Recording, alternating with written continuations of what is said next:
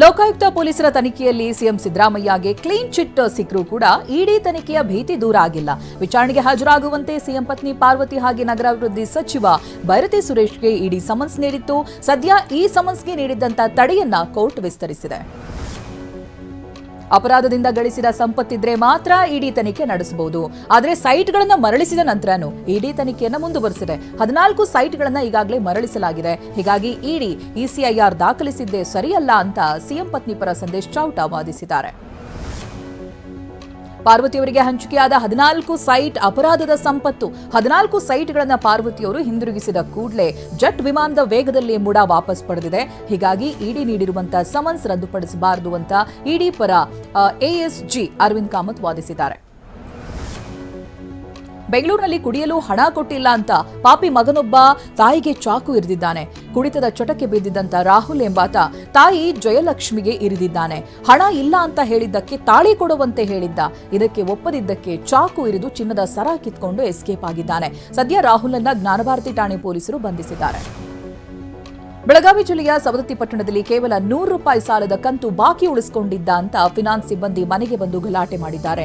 ಕಂತಿನ ಎಲ್ಲಾ ಹಣ ಕಟ್ಟಿ ₹100 ಬಾಕಿ ಉಳಿಸಿಕೊಂಡಿದ್ದಂತ ಬಸವರಾಜ್ ಎಂಬುವರ ಮನೆಗೆ ಬಂದು ಗಲಾಟೆ ಮಾಡಿದ್ದಾರೆ. ಬಳಿಕ ಬಸವರಾಜ್ ₹100 ಕೊಟ್ಟು ಕಳಿಸಿದ್ದಾರೆ.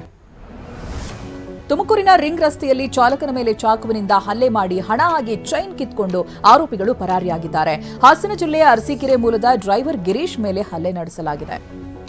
ಅಕ್ರಮವಾಗಿ ಗ್ಯಾಸ್ ರೀಫಿಲ್ಲಿಂಗ್ ದಂಧೆಯಲ್ಲಿ ತೊಡಗಿದ್ದ ಗ್ರಾಮ ಪಂಚಾಯಿತಿ ಸದಸ್ಯನನ್ನ ಬಂಧಿಸಲಾಗಿದೆ. ಚಾಮರಾಜನಗರ ಜಿಲ್ಲೆ ಕೊಳ್ಳೇಗಾಲ ತಾಲೂಕಿನ ಸತ್ತೇಗಾಲ ಹ್ಯಾಂಡ್ ಪೋಸ್ಟ್ನ ಗ್ರಾಮ ಪಂಚಾಯಿತಿ ಸದಸ್ಯ ಸಿದ್ದುನನ್ನ ಪೊಲೀಸರು ಬಂಧಿಸಿದ್ದಾರೆ. ಸಿಲಿಂಡರ್ಗಳನ್ನು ವಶಕ್ಕೆ ಪಡೆದಿದ್ದಾರೆ.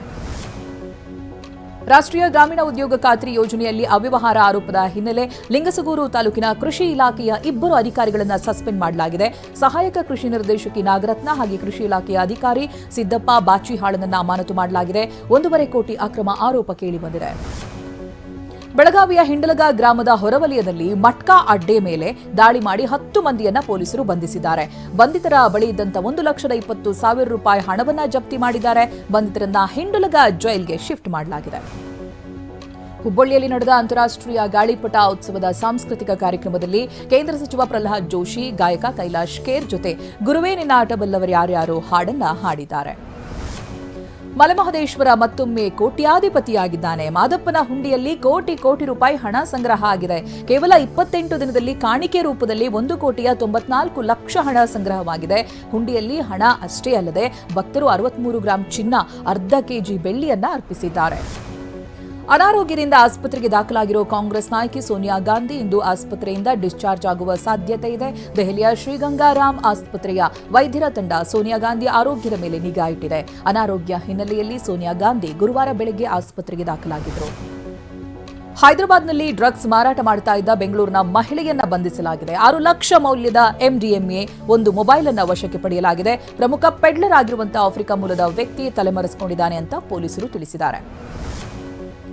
ದಾಂಪತ್ಯ ವಿಫಲವಾದರೆ ಜೀವನವೇ ಅಂತ್ಯ ಅಲ್ಲ, ಭವಿಷ್ಯದತ್ತ ಚಿತ್ತ ಹರಿಸಬೇಕು ಅಂತ ಸುಪ್ರೀಂ ಕೋರ್ಟ್ ಅಭಿಪ್ರಾಯಪಟ್ಟಿದೆ. 2020ರಲ್ಲಿ ಮದುವೆಯಾಗಿದ್ದ ದಂಪತಿಯ ವಿಚ್ಛೇದನ ಪ್ರಕರಣದಲ್ಲಿ ನ್ಯಾಯಾಲಯ ಈ ಅಭಿಪ್ರಾಯಪಟ್ಟಿದೆ. ಮದುವೆಯಾಗಿ ವರ್ಷದಲ್ಲಿಯೇ ಹೆಂಡತಿ ಗಂಡನ ಮನೆ ತೊರೆದಿರುವುದು ದುರದೃಷ್ಟಕರ ಎಂದಿದೆ. ಅನಾರೋಗ್ಯ ಪೀಡಿತ ತಾಯಿಯನ್ನ ಮನೆಯಲ್ಲಿ ಕೂಡಿ ಹಾಕಿ ಮಗ ಪ್ರಯಾಗ್ರಾಜ್ ಕುಂಭಮೇಳಕ್ಕೆ ಹೋಗಿದ್ದಾನೆ. ಜಾರ್ಖಂಡ್ ರಾಮಗಢದ ಸಿಸಿಎಲ್ ಕ್ವಾರ್ಟರ್ಸ್ನಲ್ಲಿ ಈ ಘಟನೆ ನಡೆದಿದೆ. ಬಂದಿಯಾಗಿದ್ದಂಥ ವೃದ್ಧೆಯನ್ನ 4 ದಿನಗಳ ಬಳಿಕ ಸ್ಥಳೀಯರು ರಕ್ಷಣೆ ಮಾಡಿದ್ದಾರೆ. ದುಬೈನಲ್ಲಿ ನಡೆದ ಬಾಂಗ್ಲಾದೇಶ ಎದುರಿನ ಚಾಂಪಿಯನ್ಸ್ ಟ್ರೋಫಿಯಲ್ಲಿ ಟೀಂ ಇಂಡಿಯಾ 6 ವಿಕೆಟ್ಗಳ ಭರ್ಜರಿ ಗೆಲುವನ್ನು ದಾಖಲಿಸಿದೆ. 228 ರನ್ಗಳ ಗುರಿ ಬೆನ್ನಟ್ಟಿದ ಭಾರತ ಇನ್ನೂ 21 ಎಸೆತ ಬಾಕಿ ಇರುವಂತೆಯೇ ಗೆಲುವಿನ ನಗೆ ಬೀರಿತು. ಬಾಂಗ್ಲಾದೇಶ ಎದುರಿನ ಪಂದ್ಯದಲ್ಲಿ ಯುವ ಬ್ಯಾಟರ್ ಶುಭ್ಮನ್ ಗಿಲ್ ಭರ್ಜರಿ ಶತಕ ಸಿಡಿಸಿದ್ದಾರೆ. ಬಾಂಗ್ಲಾ ಬೌಲರ್ಸ್ ಬೆಂಡೆತ್ತಿದ ಗಿಲ್ 129 ಎಸೆತಗಳಲ್ಲಿ 101 ರನ್ ಗಳಿಸಿ ವಿಜೃಂಭಿಸಿದ್ರು. ಗಿಲ್ ಇನ್ನಿಂಗ್ಸ್ನಲ್ಲಿ 9 ಬೌಂಡ್ರಿ ಹಾಗೂ 2 ಅಮೋಘ ಸಿಕ್ಸರ್ಗಳು ಸೇರ್ಕೊಂಡಿದ್ವು.